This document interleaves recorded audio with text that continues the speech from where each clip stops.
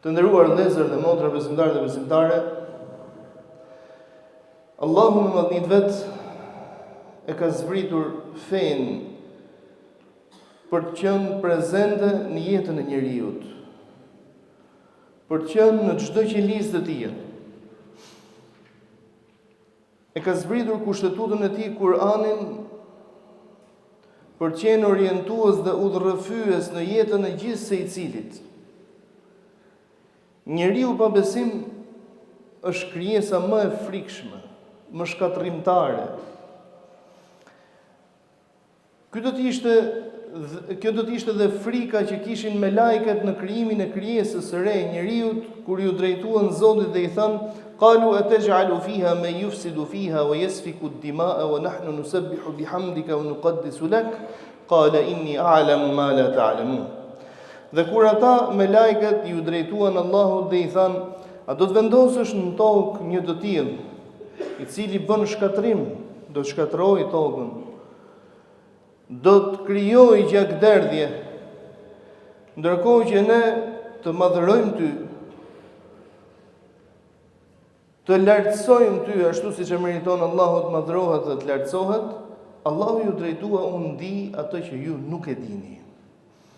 Unë di atë që ju nuk e dini. Zoti Xhellal Xhelalu po i tregonte që njeriu nëpërmjet besimit, nëpërmjet dijeve dhe shkencave të ndryshme, bëhet pikërisht rregullatori i jetës në tokë.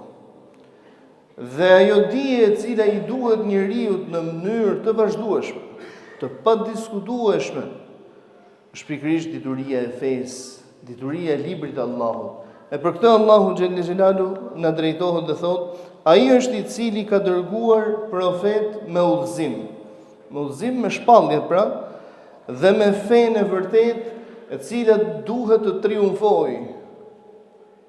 Pra, do të triumfojë dhe duhet të triumfojë ala dini kulli, mbi çfarë do lloj besimi tjetër, dhe kjo deshën u pëlqeu apo nuk u pëlqen idhujtarëve. Profeti alayhi salatu wassalam ishte zgjidhje për çdo problematik, po përse vallë? Sepse i kuroi problemet që në gjenez. Ndaj për besimin ishte zgjidhje për çdo problematik.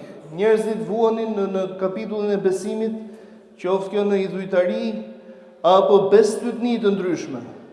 E kuroi i dërguari i Zotit një gjë të tillë. Nuk erdhi si një trashëgimtar i një idhulli para tij. Nuk tha: "Braktisni adhurimin e idhujve dhe më adhuroni mua." Por tha ashtu siç thot Allahu Xhellal Xhelalu në Kur'anin e tij famlar: "Wa ma Muhammadun illa rasulun qad khalat min qablihi ar-rusul, afa in mata aw qutila inqalabtum ala a'qabikum, wa man yanqalib ala aqibaihi falan yadurra Allah shay'a wa sayajzi Allahu ash-shakirin." Ç'është Muhamedi? Vetëm se profet, sikur se profetët të cilët kanë qenë para tij. Nëse ai vdes apo vritet, pra Zoti këtu përshkruan, domethënë që dhe diçka e tillë është e mundur. Inqalabtum ala aqabikum, do braktisni fenë në cilën ai ftoi, kur nuk do ta bënin besimtarët diçka të tillë. Dhe këtë e vërtetuan pikërisht me vdekjen e profetit alayhi salatu wassalam, kur Abu Bekri radhiyallahu anhu të gjithë të pezmatuar nga vdekja e dërguarit të Zotit, Abu Bekri mori mbi supe misionin më të vështirë për të zëvendësuar të dërguarin e Zotit në orientimin e njerëzve.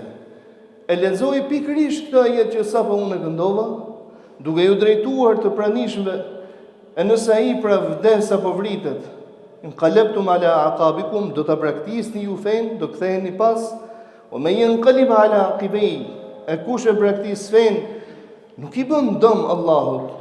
Allahu Xhellal Xhelalu do t'i shpërblej falënderuesit ndaj tij. Pra profeti alayhi salatu wassalam kuroi këtë çështje që në gjenez, ndaj dhe la pas tij njerëz të cilët ishin të kuruar në besimin e tyre, me gjithë dashurinë e madhe që kishin për profetin alayhi salatu wassalam, dinin shumë mirë që ai i dërguari i Zotit në fund pra është njeri. Dhe si i tillë duhet të respektohet, dhe zemra e tyre automatikisht ishte e lidhur me Allahun. Kur bëhet fjalë për çështjet ekonomike, Profeti alayhi salatu wasalam ishte ilaç, ishte zgjidhje, ishte melhem. Sepse ju drejtua shoqërisë mbar, po jo vetëm shoqërisë së tij, por deri në ditën e gjykimit, që është e drejta e gjithë se i cilit të jetojë. Dhe të jetosh do të thotë të mos shfrytëzohesh, të jetosh do të thotë të mos mashtrohesh nga tjetri, i cili si pasojë aftësive që mund të ketë, domethënë guxon të të mashtron ose të manipulon. Të jetosh do të thotë që dikush i cili i ka dy lidhje, të mos i shfrytëzojë, të lozë me çmimet e masave të njerëzve. Dynjaja është e përkohshme dhe si tillë duhet të jetohet. Dhe kështu jetuan shokët e profetit alayhi salatu wasalam, edhe kur i dërguari i Zotit nuk ishte më në mesin e tyre. Ndaj kur themi që ai Islami është zgjidhje në çdo kohë, në çdo situatë, në çdo popull. Nuk kemi në një Islam siç po na e përcjellin me terma modern, Islami i moderuar, që nga koha e profetit alayhi salatu wasalam dhe deri në ditët që ne jetojmë dhe deri në ditët sa të ekzistojë feja e Allahut në këtë botë, Islami do të jetë një. Ai për cilin Zoti xhallal xhelal në Kur'anin e tij famlar drejtohet dhe thotë inna nahnu nazzalna dhikra wa inna lahu lahafidhun. Ne jemi ata të cilët e zbritëm e shpallëm atë Kur'anin, kushtetutën dhe ne do ta mbrojmë atë. Nuk ka nevojë Allahu xhallal xhelalu as libri i Zotit, as feja e Zotit, as i dërguari i Zotit, që të mbrohen nga njerëz të gabueshëm si puna jonë, por lumë për ne kur zgjedhim se ku do të pozicionohemi. Ndaj profeti alayhi salatu wasalam i zgjidhi problematikat që mund të kishin njerëzit, ndaj kur një ditë prej ditësh tek ecën nëpër tregjet e Medinës dhe kontrollonte, domethënë nëse ose verifikonte, inspektonte nëse kishte prej tyre të cilët guxonin të manipulonin pse jo dhe të mashtronin njerëzit, dhe kur tha men ghashe felejse minna, kush mashtron nuk është prej nesh, vallë mos e kufizoj vetëm me kohën në cilën ai jetoi, apo deri në ditën e Kiametit. Kur Zoti xhallal xhelalu flet për ata që thotë mirë për ata të cilët mangët masin e peshojnë, a mos e kufizoj vallë vetëm me popullin e Shuaibit, të cilët u dënuan dhe u ndëshkuan për një vepër të tillë, apo diçka e tillë do të jetë deri në Kiamet. Ndaj të nderuarit e mi, kur themi që Islami është zgjidhje, jo alternativë, po Islami është zgjidhje, e themi me plot gojën, sepse mësimet në të cilat ftoi profeti alayhi salatu wasalam në kohën e tij, por dhe profetët para tij, janë po ato mësime të cilat përcillen edhe në ditët në të cilat ne jetojmë dhe do vazhdojmë të përcillen në vazhdimsi. Profeti alayhi salatu wasalam jetoi në një shoqëri ku njeriu hante njeriu, jo se ishin kanibal dhe hanin mishin e tyre, por më mirë ti kesh ngrënë mishin se sa ti hash të drejtat e tij, rujna Zot. Jetonte në një shoqëri ku i fortin bizotronte mbi të dobtin. Dhe barazoi dhe vuri rregullin e drejtësisë, inna akramakum indallahi atqakum. Më i nderuari ndër ju është ai i cili është dhe më i devotshëm, thot Allahu xhallal xhelalu.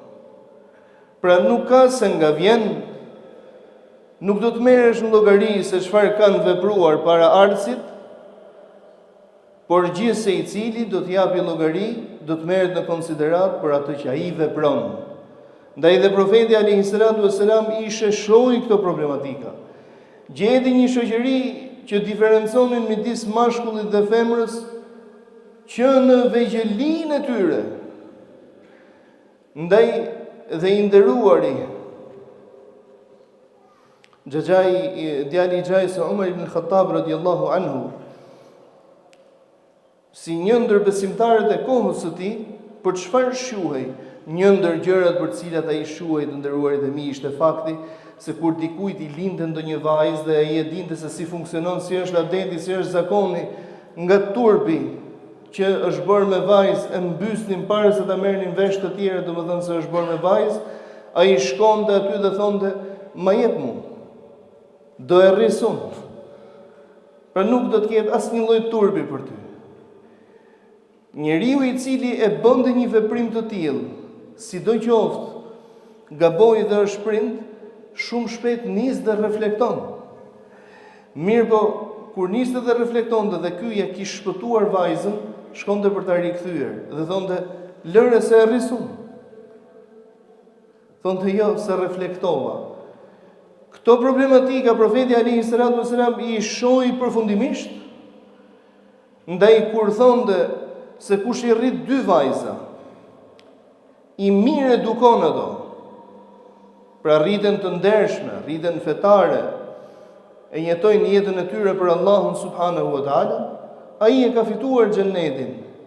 Çfarë po i nxiste njerëzit deri në kiamet? A mos ishte vallë një zgjedhje vetëm për kohën, apo ishte për çdo kohë kur do të kërkohet të shfrytëzohet njeriu? Kur fliste për amanetin i dërguar i Zotit alayhi salatu wasalam, a mos fliste vallë vetëm në një kohë të caktuar, dhe sikur të mos ishte feja e drejtë për Zotit, nuk do të arrinte të mbijetonte të nderuarit e mi. Profeti alayhi salatu wasalam na ka përmendur shembullin e 2 personave, pra ai vetë përcjell me shumë kënaqësi shembullin e 2 personave. Njëri shitës po shiste pronën e tij dhe tjetri blerës i pronës së tjetrit. Kur e blen atë pronën në punim me sipër ose në gërmim me sipër, njëri prej tyre ose blerësi më mirë themi, gjen një sasi parash ose florish të groposur aty. Ndaj përpasoj, shkon dhe ja dërgon kujt? Shitësit, pronarit. Pronari u drejtua dhe tha që e para nuk jam dijeni se çfarë ka patur të groposur aty, e duke qenë se nuk jam unë ai që i kam groposur dhe nuk jam në dijeni të tyre, pra pas kanë kohë që i jetokan aty, le të dish se unë kam shitur lartësinë e tokës, pra sipërfaqen e saj dhe brendësinë e saj. Kështu që nuk janë të mijat. Janë të tuat si janë të tuat, detyrohen të shkojnë tek një njeri i kohës për ta gjykuar këtë çështje. Thot pasi i dëgjon me vëmendje, drejtohet dhe thot, "A keni fëmijë ju dy?" Thon, "Po patjetër." Pra njëri kishte vajzë, tjetri kishte djalë. "Zgjidhja juaj tha është të bëheni miq. Dhe këtë pasuri t'ja jepni çiftit të ri. Kjo është zgjidhja juaj." Kur fliste profeti alayhi salatu wasalam për prodhimin e këtij njeriu nderuarit e mi, a e fliste në mënyrë të përkohshme apo deri në kiamet? Kur rreziku kësaj bote nuk i ka ardhur nga muslimanin i ndërgjegjësuar me veten e tij. Rreziku i kësaj bote dhe në ditët në të cilat ne jetojmë i vjen nga të pafetë, nga njerëz të cilët nuk njohin Zot, nuk njohin norma, nuk kanë kushtetut hyjnore, e përpasoj i japin siklet krijesave të Zotit.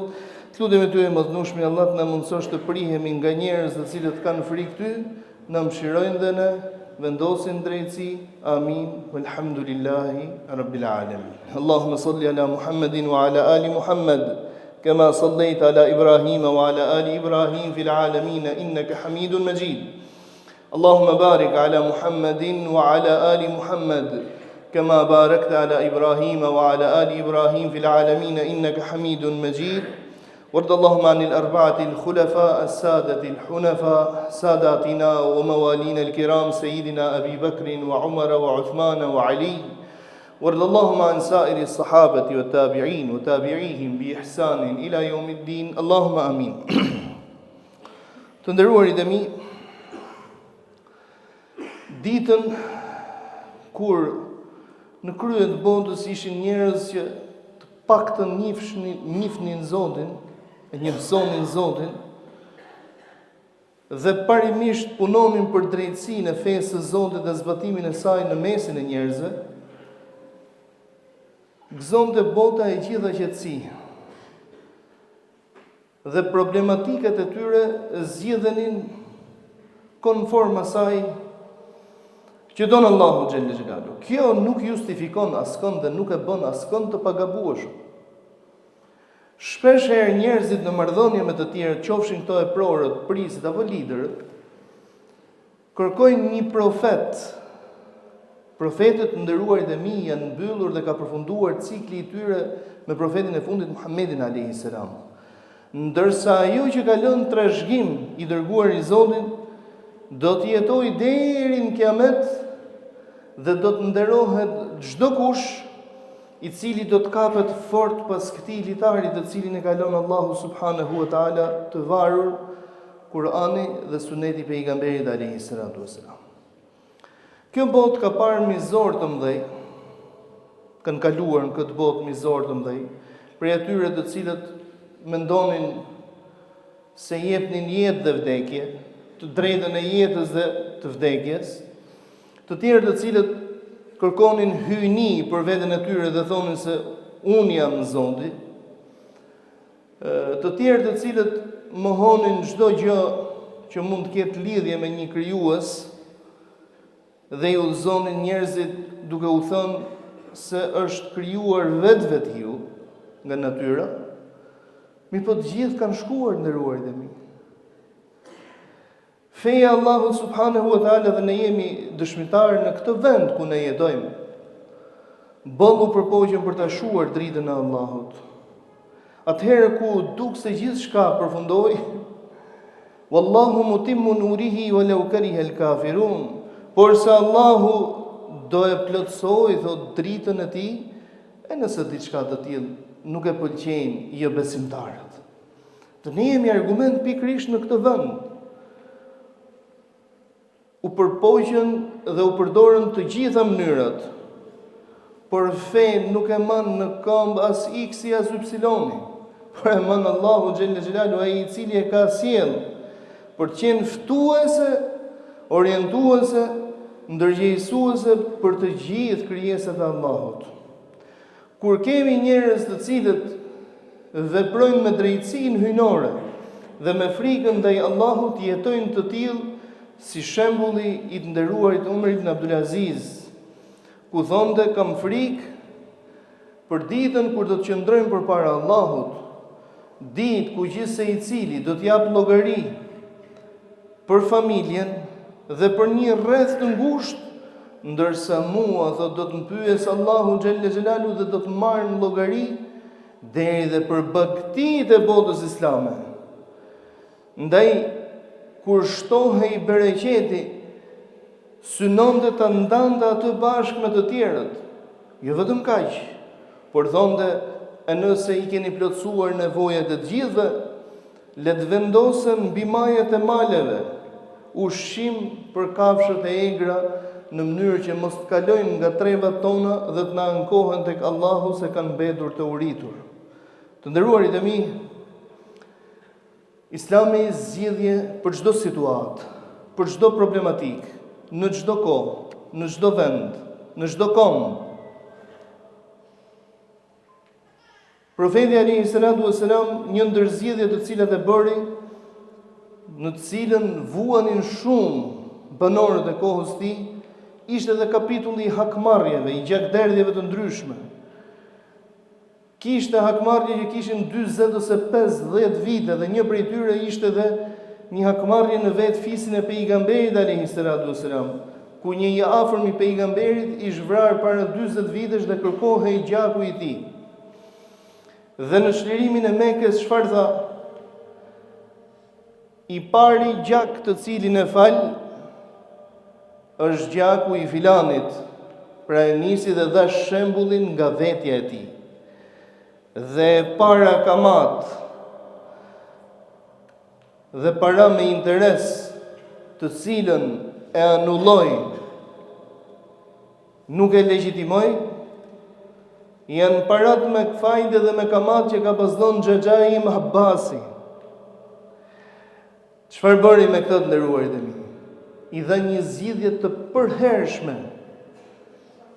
këtyre situatave.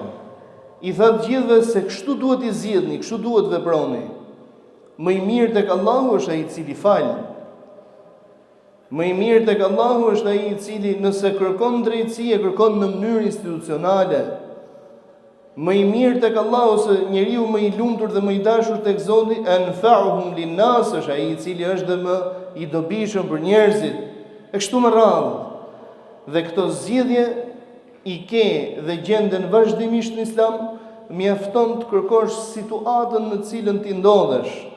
Në qofsh prind, kërko zgjidhjen që feja jep në prindërim. Në qofsh mësues, zgjidhjen që feja jep për këtë mision kaq të madh. Në qofsh edukator apo çfarë do tjetër, zgjidhjet që ofron Islami për fushën në cilën ti operon. Ndaj të nderuarit e mi, nuk ka lënë asgjë pa përmendur Zotin Kur'an dhe asnjë zgjidhje e cilat nevojitet në situata të ndryshme. Le ti rrokemi librit të Allahut subhanahu wa taala, të mos e konsiderojmë thjesht një libër i cili lexohet vetëm për sevap, për të numëruar se sa gërma ka, duke i shumëzuar çdo gërm me 10 sevape, por le ta përkthejmë në jetë të përditshme në vepër. Lutem ty i madhnueshmi Allah na falë na mëshiro. Na bëj se Zot me moralet e larta të Hazreti Muhamedit alayhi salatu wassalam. Na bëj jetën të lehtë dhe na mundso Zot të vëmë të shërbim të fesë tënde. Na bëj vdekjen të lehtë dhe na mundso Zot të vdesim me dinjitet e shahadet. Të lutem ty i madhnueshmi Allah të na mundsosh të prihemi nga njerëz të cilët të kanë frikë ty, të njohsojnë ty, por na mëshirojnë dhe neve. Të lutem ty i madhnueshmi Allah o Zot, për çdo të sëmurë Allah shëroje. Për çdo të stresuar të brengosur, o Allah largoje streset, brengat, hallet e di. Për çdo person i cili ka kaluar në të amshueshmen, Zot mëshiroje dhe shndroje varret e tyre në lulish për lulishtave të xhenetit. Zoti ynë, për çdo person i cili nuk gjen zgjidhjen tokë, jepe i madhnueshmi Allah zgjidhje për madhnisë tënde. Na furnizo Zot në stabilitet, na jep Zot mëshirë, na rretho Zot nga njerëz të cilët na duan dhe i duan për hatrin tënd. Të lutem ty i madhnueshmi Allah, sikur se na mundsove të mblidhemi në këtë vend begat, për të madhëruar madhërinë tënde, na mundso që të gjithë bashku me familjet tona dhe të gjithë dashamirët tanë të mblidhemi në xhenetet e larta, në xhenetet Firdaus. Amin Allahumma amin. Walhamdulillahi rabbil alamin. أشرقت نفسي بنور من فوق